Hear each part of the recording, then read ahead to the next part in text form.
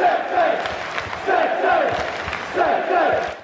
everybody, it's Jack Reeve, TalkNorwichCity here, back for another video. I hope you guys are all doing well. Back for my Everton preview today. And I guess a little reflection on Friday. Before I get into it, I've thanked you a lot on the channel, and rightly so. You guys have been really something over the last few weeks. Our subscribers are going up and up. And you've just been really lovely, so thank you for that. Me and Chris have started a brand new live stream strand on the channel, so after every single Norwich game we'll be going live straight after the match. So if you haven't already, please do subscribe to the channel and also click the little bell sign. It just means you get notified when we go live, and you can come and join the chat. It's really good fun. The one on after the Southampton game went down well, so thank you for that. Yeah, I think although this is a preview to the upcoming Everton game, I feel it's important to look back, that you have to look back in life to learn and go forwards, don't you? And I was really upset with what I saw on Friday night from Norwich, and I was embarrassed. I was embarrassed of what I saw, and I tweeted that, and you know, I think the majority of you agreed with me. There were some that thought I was slightly harsh. It's really tough to get a nuanced opinion over on Twitter, and it's a platform that, you know, doesn't really favour nuance, but I think I'm allowed to say I was embarrassed with what I saw, and I was disappointed in what I saw, and still have the belief that I enjoy the leaders at the club. I think we've got a great board.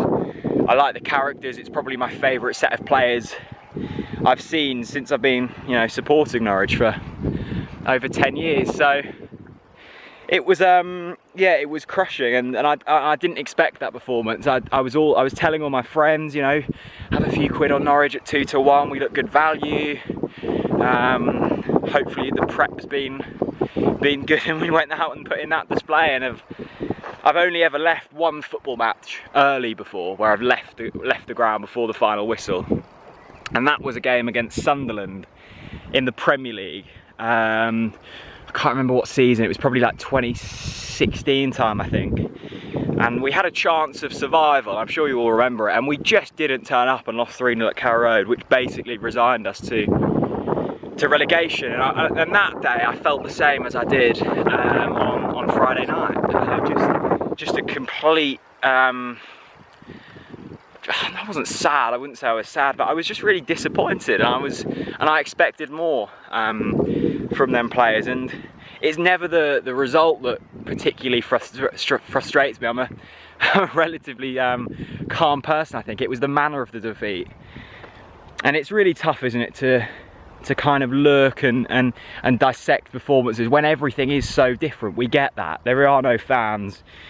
I suppose that's the only real difference, is there's no fans in the ground. Players can play football as they had been. It's just the circumstances surrounding them is slightly different. I just get frustrated with the whole kind of strapline of, you know, Norwich City could be the best ever Premier League team to be relegated. No, we're not. Like, if we were the best ever Premier League team to be relegated, we wouldn't be relegated. We are 6 points adrift at the bottom of the table for a very good reason, because we've won 5 games all season and we haven't been good enough. And going into that game on Friday night, I'm sure there's a theory for it. I'm sure there's people out there cleverer than me. That feeling you get when you haven't seen something or seen someone for a certain amount of time, and the story you're telling in your head is that, you know, we've played some nice football all season, we've beaten Man City, we've got a real fighting chance of survival here. And then when that team or person actually comes out onto the pitch, you remember that we are bottom of the table for a very good reason. As I said, it's why, you know, it's why people get back with partners that aren't particularly good for them. You remember the good bits, and in Norwich case, that's the Timu Pukki goals and the Buendia magic moments and Cantwell, you know, ripping up. But you forget the bad moments, so it paints this lovely picture. And again, the bad moments in Norwich's case is just completely forgetting how to defend, not being able to carry the ball in midfield. When we do get in front of goal, wasteful. And unfortunately, it you know, all came together for a fairly crippling defeat to Southampton, who were good on the night.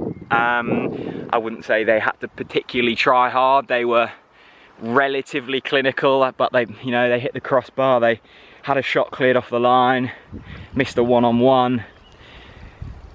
They didn't have to try hard for the 3-0 win, which is a shame. And I really wanted to have that hope, that belief, that that optimism that Norwich would survive, but we're not going to. We're not going to. We haven't been good enough all season. We weren't good enough on Friday night, and now we go up against an Everton side who, I mean, we could go and beat them, but it still means we'd have to win another 5 games this season. And I like to try and stay realistic.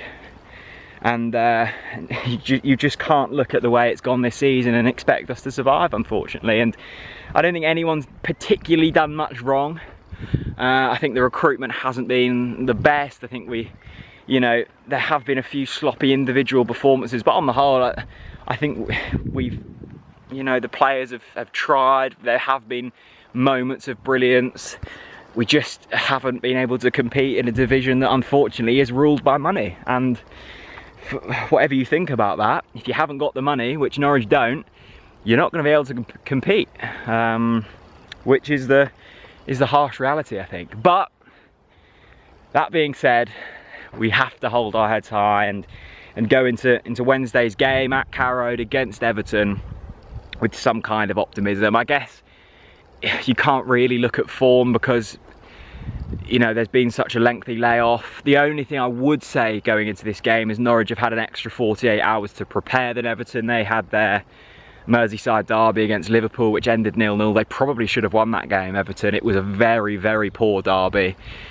And I guess, there were people saying, I was harsh to criticise Norwich as strongly as I did because the standard of all the Premier League action hasn't been as good. And I kind of agree with that argument. I've watched, I think, all but 2 of the Premier League games. Sheffield United looked awful. Villa have looked terrible both times I've watched them. Liverpool, who are probably one of the best Premier League sides ever, looked terrible. There's been other performances where I've looked and gone, blimey, this is way off the pace. And that was one of the big questions, wasn't it, when the Premier League was returning, is the standard going to be as good? And after the first few games, I think it's fair to say, no, it's not as good as it was before. I guess that's understandable when you haven't had that high intensity training and matches for 3 months. You are going to drop off a bit, but it's the same for everyone, so I'm not using that as an excuse for Norwich City, certainly. So we have had an extra 48 hours to prepare. I saw a certain bookmaker on their preview, which I kind of laughed at. It's going to be 26 degrees on Wednesday. I think it's going to be one of the hottest days of the week. It's beautiful this week, by the way. It's very hot. Could that come into effect with with the extra prep we've had? We're kind of clutching at straws here. At the end of the day, Everton are a better side than us, although we did beat them at Goodison Park, and that seems a long while ago now, but we did beat them. Dennis Rabeni popped up that day. It was a very different time for Everton. That they've certainly improved since then. What would I change? I think the midfield was all over the shop, and I think that's been our real downfall all season. We haven't been able to figure what our strongest midfield shape is, what the pairing is, or whether it's more than 2. I think Mario Vrancic has to play, and it's kind of I'm not really much help because I don't know what his preferred position is, but I would find a way to get Vrancic in, I think. And it could be me, as we said earlier, just hoping for something, something improves, and that man is hopefully Mario Vrancic. It might not work. Everyone was crying out for a 4-4-2, that didn't work. So, am I very dark in here? I think I am, aren't I? Let me go this way. So, I don't know. Look, we're going to go down. We're going to go down to the Championship. I just hope that we don't go out too shamefully, and I hope we put up a fight, because, Norwich fans deserve, well, we don't deserve anything.